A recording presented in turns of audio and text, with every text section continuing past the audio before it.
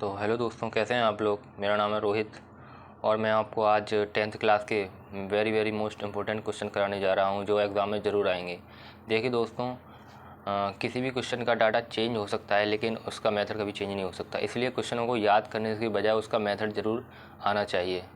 तो चलिए आज से शुरू करते हैं।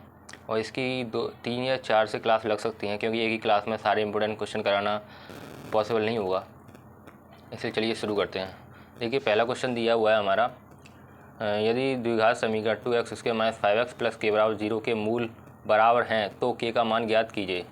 देखिए दोस्तों, ये 2022 में आया हुआ क्वेश्चन है और ये 2 नंबर में आप में पूछा जा सकता है। तो देखिए दिया है द्विघात समीकरण 2x - 5x + k = 0, जहाँ हमारा a हमारा 2 हो जाएगा और b = -5। देखिए दोस्तों, 5 के आगे माइनस लगाया तो उसे माइनस के साथ लेंगे और c बराबर हमें k मान लेंगे। हमें ज्ञात है b² - 4ac = 0। ये हमारा एक फार्मूला होता है जिसके बेस पे हम k का मान ज्ञात करते हैं। अब देखिए -5 ये रहा हमारा, और -4 है, a हमारा 2 है, ये 2 ले लिया, c हमारा k है, k ले लिया, बराबर 0। अब 5 का स्क्वायर करेंगे। देखिए 5 का मल्टीप्लाई -5 से होता है तो प्लस बन जाता है, ये आपको पता ही होगा। माइनस का 5 का वर्क करेंगे, 5 का वर्क कितना होता है 25 माइनस के 4 2 8 8k बराबर 0। अब देखिए ये -8 के इधर जाएगा तो प्लस का हो जाएगा, तो हम इसे समीकरण को उल्टा करके लिखते हैं 8k = 25। हम k = निकालेंगे तो k मल्टीप्लाई में इधर किस में चला जाएगा, भाग में, तो 25/8 ये हमारा इसका आंसर है। चलिए अगले क्वेश्चन को देखते हैं। देखिए दोस्तों, ये भी हमारा बहुत इंपॉर्टेंट क्वेश्चन है, ये लगभग हर साल आता है और इसका कुछ डाटा वाटा चेंज हो जाता है बस। देखिए इसे कैसे कर सकते हैं। ये हमारा चार नंबर में आएगा दोस्तों। देखिए बिंदुओं 5 और 6 और -1 - 4 को जोड़ने वाले रेखाखंड को y अक्ष किस अनुपात में विभाजित करता है। इस प्रतिच्छेद बिंदु के निर्देशांक भी ज्ञात कीजिए। ये देखिए 2019 और 2023 में आया हुआ क्वेश्चन है, मोस्ट इंपॉर्टेंट। देखिए हम एक रेखा बनाते हैं जिसमें ए और बी बिंदु मानते हैं और कोई बिंदु हम पी मान लेते हैं, जिसका ए की हम मानेंगे, ए के बिंदु दिए हुए 5, -6 और दूसरे के बी के बिंदु दिए हुए -1, -4 और पी। अब देखिए यहाँ पे इसके बिंदु कैसे ज्ञात करेंगे। ये देखिए यहाँ पे ध्यान दीजिएगा, यहाँ पे बोला है इसने को जोड़ने वाले रेखाखंड को y अक्ष किस अनुपात में विभाजित करता है। इसने y अक्ष बोला है तो हम x अक्ष को हम 0 मानते हैं, y को हम y रहने देते हैं, ठीक है। अब हमें देखो क्या क्या दिया है। देखिए इसको तो x1 मानेंगे, ठीक है, और x2 मानेंगे इसको, ठीक है, और देखो y1 इसको मानेंगे और y2 इसको मानेंगे। देखिए x1 5, x2 -1 और y1 हमारा -6 हो गया, y2 -4 और ये बचे हुए x और y के बिंदु। x का बिंदु क्या है 0 0 के लिया और y के बिंदु y मान लेते हैं। सूत्र x = m1 x2 + m2 x1/m1 + m2। ये क्यों लिखा हमने, ये देखिए इस प्रतिच्छेद बिंदु के निर्देशांक भी ज्ञात कीजिए, ठीक है। तो यहाँ पे क्या बोला उसने, y अक्ष के किस अनुपात में विभाजित करता है, y अक्ष को किस अनुपात में विभाजित करता है, तो हमें इसका अनुपात भी निकालना है, किसका, m1 और m2 का। देखिए कैसे करते हैं। x का मान हमें 0 ये रखा हमारा, ठीक है। m1 हमें ज्ञात करना है तो m1 को m1 लिख देंगे, x2 को हमें वैल्यू दी हुई है -1, ठीक है, प्लस ले लिया। m2 देखिए अभी हमें ज्ञात करना है m2, तो m2 यूँ ही रखे रहेगा। और देखिए x1 क्या है, x1 हमारा 5 है तो 5 ले लिया हमने, ठीक है, बट्टे m1 + m2, ठीक है। m1 का जब -1 के देखिए यहाँ पे ये क्या है हमारा भाग में है तो इधर जाएगा ये मल्टीप्लाई में, 0 के साथ ये मल्टीप्लाई होगा तो क्या हो जाएगा 0, ठीक है। देखिए m1 का मल्टीप्लाई -1 से करेंगे तो -m1, ठीक है, प्लस और 5 का m2 के साथ करेंगे तो 5m2, ठीक है, और माइनस का m1 इधर जाएगा तो किसका हो जाएगा, प्लस का m1। इधर देखिए अब m2 m1 है ये, ठीक है, और यहाँ पे m2 है तो m2 को हम इधर ले जा रहे हैं। m2 को जब मल्टीप्लाई से दूसरे बराबर इक्वल टू के उधर ले जाएंगे तो किस में जाएगा, भाग में, ठीक है। m1/m2 हो जाएगा इक्वल टू, यहाँ पे 5 इधर जाएगा तो 5/1 हो जाएगा। जब 5 आएगा हम m2 को 1/1 मानेंगे क्योंकि 1 का 5 में हम डिवाइड करेंगे तो 5 ही आता है, ठीक है। तो m1/m2 = 5/1, जिसका हम रेशियो निकालेंगे तो m2 = 5:1, ठीक है। हमारा आधा क्वेश्चन हो चुका है। अब देखिए आधा कैसे होगा। अतः y का हमने निकालना है, y का, ठीक है, अभी हमने x का निकाला था, अब y का निकालेंगे। देखिए y = m1 y2 + m2 y1/5 + 1, ठीक है। 5 ये कहाँ से आया, ये देखिए अभी हमने m2 की वैल्यू निकाली थी, ये थी m1 और m2 की, m1 की 5 है, m2 की 1 है, ठीक है। अब देखिए m1 की वैल्यू हमें पता है कितनी है 5, और y2 की वैल्यू हम यहाँ से निकालते थे, y2 की वैल्यू ये रही, तो y2 -4, तो इधर हम पुट करेंगे -4 प्लस के 1 1 के -6 पे वैल्यू आएगी, ये -6 ये रही, ठीक है। 5 + 1 6, 5 4 जा -20 प्लस के -6 -26 इसे हम 2 से डिवाइड कर देंगे 3 बार और 13 बार, ठीक है। तो हमारा y के निर्देशांक क्या निकले, देखिए y का मान कितना निकला -13/3, ठीक है। x का हमें कितना निकला था, x का हमें माना था जो 0 था, ठीक है। तो यहाँ पे हम x और y के फॉर्म में लिखते हैं, तो x का मान 0 और y का 13 है। तो यहाँ पे क्वेश्चन हमारा सॉल्व हो गया, ठीक है दोस्तों। देखिए दोस्तों, इसका एक क्वेश्चन बहुत इंपॉर्टेंट है, इसलिए इन सारे क्वेश्चन की दो कम से कम पेपर तक तो 3 बार प्रैक्टिस करके जरूर जाना, और याद मत करना क्वेश्चन को, मैं पहले ही बोल रहा हूँ, क्योंकि याद करने से क्वेश्चन हम भूल जाते हैं एग्जाम में। अगर आप मेथड याद रखोगे तो वो आसान रहेगा, क्योंकि अगर क्वेश्चन का डाटा चेंज कर दिया तो आप वहाँ पर फंस सकते हो, इसलिए। चलिए अगला क्वेश्चन देखते हैं। एक ठोस एक अर्धगोले पर खड़े एक शंकु का आकार है जिनकी त्रिज्या 3 सेंटीमीटर, शंकु की ऊंचाई 4 सेंटीमीटर।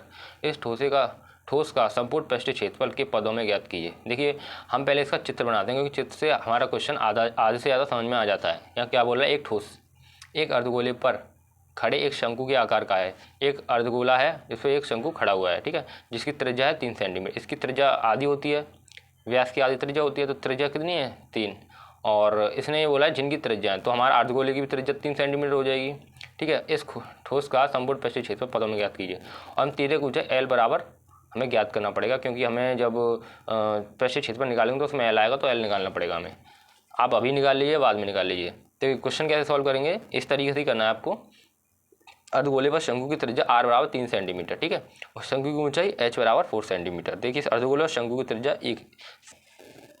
प्रश्नानुसार ठोस का संपूर्ण पृष्ठीय क्षेत्रफल क्या होता है। देखिए अर्धगोले का क्षेत्रफल प्लस शंकु का क्षेत्रफल। मैं आपको एक बात और बता देता हूँ कि अगर आप पेपर के टाइम पे आपको सारे के सारे फॉर्मूला याद करने पड़ेंगे, ठीक है।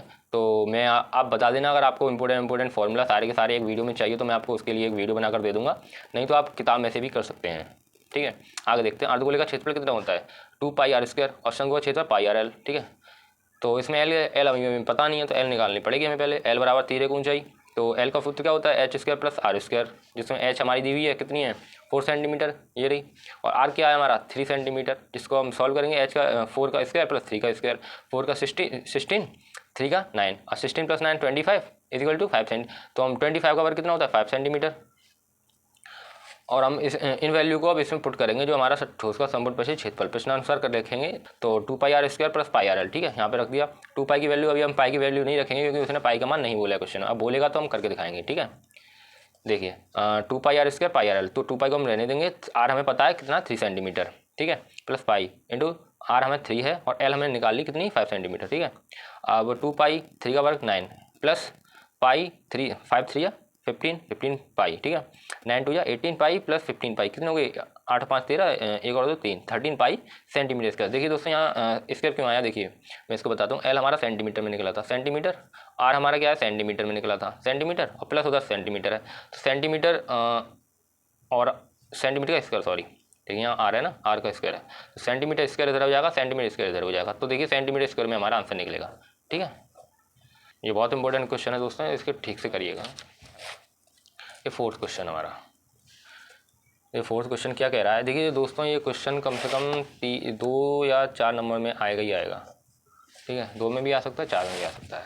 इसका डाटा थोड़ा कम पूछ लेगा, तिर्यक ऊंचाई वगैरह दे देगा, और लास्ट में पूछ लेगा पृष्ठीय क्षेत्रफल ज्ञात कीजिए, तो ऐसे हो सकता है, ठीक है। अब देखिए अगला क्वेश्चन है हमारा 4। एक शंकु की आधार की त्रिज्या 3.5 सेंटीमीटर तथा ऊंचाई 12 सेंटीमीटर। ज्ञात कीजिए शंकु का आयतन तथा शंकु की तिर्यक ऊंचाई भी ज्ञात कीजिए। शंकु का आयतन तथा तिर्यक ऊंचाई दोनों ज्ञात करवा रहा है, ये 4 नंबर से कम नहीं आएगा, ठीक है। चलिए देखते हैं कैसे निकालेंगे। पहले हमें एक चित्र बनाना। देखिए दोस्तों मैंने छोटा चित्र बनाया है, पर आप बड़ा बना लीजिएगा। एक शंकु आधार की त्रिज्या, एक शंकु बनाना है हमें पहले। शंकु इस तरीके से बनेगा। अब क्या त्रिज्या, आधार ये हमारा, ये होता है आधार। इसकी त्रिज्या कितनी है 3.5, ठीक है, और ऊंचाई कितनी है 12 सेंटीमीटर। तो ऊंचाई कितनी है 12 सेंटीमीटर हमने ले ली। और शंकु की तिर्यक ऊंचाई भी ज्ञात करनी है, तो शंकु की एल बराबर होती है, ये होती है तिर्यक ऊंचाई, ये आपको पता होगा। तो एल बराबर में ज्ञात करना है, ठीक है। और क्या है शंकु आयतन भी ज्ञात करना है। ये कितनी बार पूछा देखो, 20 में, 22 में, 23 में। वेरी मोस्ट इंपॉर्टेंट क्वेश्चन है ये, ठीक है। तिर्यक ऊंचाई हमें पता है, तिर्यक ऊंचाई होती है L = h² + r², ठीक है। L है, L = h का क्या है हमारा, h क्या है हमारी, ये रही 12 सेंटीमीटर, 12 का वर्ग, प्लस r क्या है हमारी 7.2 का स्क्वायर, ठीक है। अब देखिए L इजिकल टू 12 का वर्ग करेंगे 144 होता है, 144 होता है, प्लस 7 का वर्ग 49 और 2 का वर्ग 4, ठीक है। ऐसे भिन्न बन गई हमारी। अब भिन्न को हल करेंगे, इसका मल्टीप्लाई इसके साथ करेंगे 576 आएगा प्लस 49/4, ठीक है। और इसको जब प्लस करेंगे तो 625 आएगा, मतलब 625/4। अब 625 किसका वर्ग होता है 25, और 4 का वर्ग 2, ठीक है। अब 2 को 25 से काटेंगे 12.5 सेंटीमीटर, ठीक है। क्योंकि हमें पॉइंट में क्यों निकालना पड़ेगा, क्योंकि उसने पॉइंट में भी संख्या दी है, तो पॉइंट में आ सकता है। आप देख लीजिएगा किस में आ रहा है, उस हिसाब से आप करिएगा आगे, ठीक है। और हाँ, आपको एक और बता दूं, 2 से लेकर 20 तक कम से कम वर्ग आपको याद करने पड़ेंगे, जिससे हमें क्वेश्चन करने में आसानी हो। हमने L तो निकाल ली, और हमें अभी क्या निकालना है, शंकु का आयतन, ठीक है। शंकु का आयतन निकालेंगे। शंकु आयतन क्या होता है, π/3 r²h। देखिए कुछ नहीं है दोस्तों, गलती से हो गया है, ठीक है। आप देखो π/3, ठीक है। r का है r², r क्या है हमारी 7.2 सेंटीमीटर, तो 7.2 × 7.2 दो बार लिखना, क्योंकि 2 बार है r, प्लस h कितनी हमारी, h हमारी 12 सेंटीमीटर, तो हमने 12 लिख लिया, ठीक है। अब इसको देखना, कंफ्यूज मत होना, देखिए ना बहुत आसानी से हो जाएगा ये। देखिए 3 से हम 12 काट देते हैं 4 बार, ठीक है। 4 काट दिया, आया कुछ नहीं बचा, या 1 बचा, ठीक है। तो 4 आ गया। अब देखिए 2 से 4 काट दीजिए, 2 से 4 कटेगा कितना 2 बार, यहाँ पे भी 1 रह गया, यहाँ 2 रह गया। अब 2 भी एक और बचा है 2 हमारे पास, तो 2 से 2 और काट देंगे, कितनी बार कटेगा, ये कटेगा हमारा 1 बार। देखिए मैं थोड़ा गलत कर दिया यहाँ पे, थोड़ा ध्यान देना, ठीक है। तो ये 1 का 7 में मल्टीप्लाई हो, 7 7 7 या 49, तो थोड़ा यहाँ गलत हो गया दोस्तों, थोड़ा ध्यान देना, मैं आपको बता रहा हूँ, ठीक है। इस तरीके से मत काटना, यूँ काट देना अगर आपको गलत होता है तो, ठीक है। देखिए कैसे होता है, 7 7 या 49, तो देखिए 49, और पाई है, पाई लिखनी है, अपॉन में कुछ नहीं बचा, क्योंकि अपॉन तो सारा कट गया, ठीक है। आगे देखिए 49 इंटू पाई की वैल्यू 22/7, इसका मल्टीप्लाई इसके साथ हो जाएगा। अब देखिए कैसे होता है, 22 नंबर 208, 20 बचे, 22 चौका 88, 88 और 20 कितने हो गए, 88 और 20 98, 108, ठीक है। 7, ओके, ये आ जाएगा हमारा सेंटीमीटर क्यूब में, ये आंसर आएगा इसका, ठीक है। ये हमारा लास्ट क्वेश्चन है।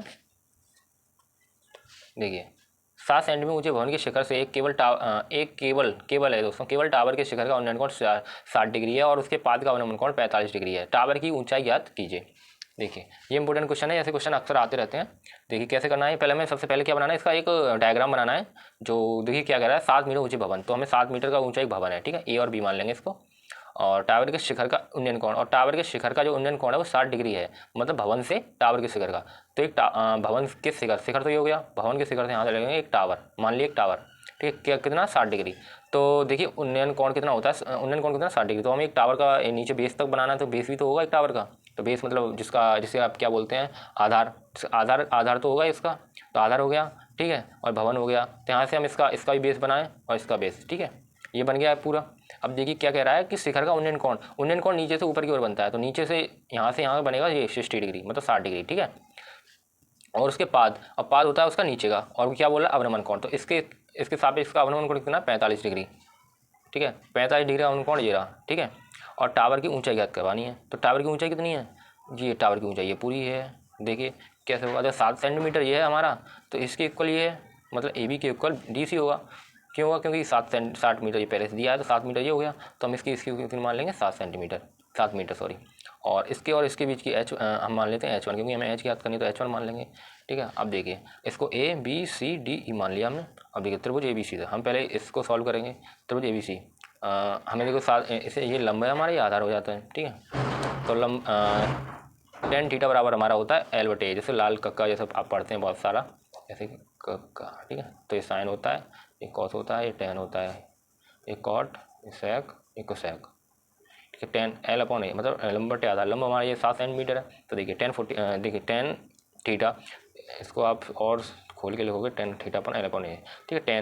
tan ये दिया, थीटा कितना है इसका 45 डिग्री, तो वो ABC में देख रहे हैं केवल हम, तो बराबर AB/BC, ठीक है, L/A, ठीक है। AB का हमें कितना दे रखा है, AB देखिए, AB कहाँ है, ये रहा AB 7 मीटर, BC क्या है, BC हमारा ये है तो इसको हम x मान लेंगे, ठीक है, x मान लिया। और 10:45 की वैल्यू 1 होती है, ठीक है। x को इधर ले जाएंगे, x बराबर 7 मीटर, ठीक है, जो हमारा BC है। अब देखिए जब BC हमारा 7 मीटर है तो ये भी इसके सापेक्ष ये BC = AD होगा, ठीक है। तो हो गया। अब देखिए ये निकल आया हमारा, अब त्रिभुज ADE निकालेंगे, ठीक है।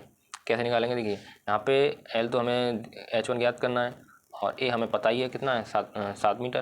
तो H1 निकालेंगे तो 1060 = L/A, ठीक है। √3 = H1/7 सेंटीमीटर। 7 का इधर मल्टीप्लाई होगा तो 7/√3, ठीक है। H, अब H ज्ञात करना है, ये और ये हमें जोड़ना है, H1 + 7 सेंटीमीटर।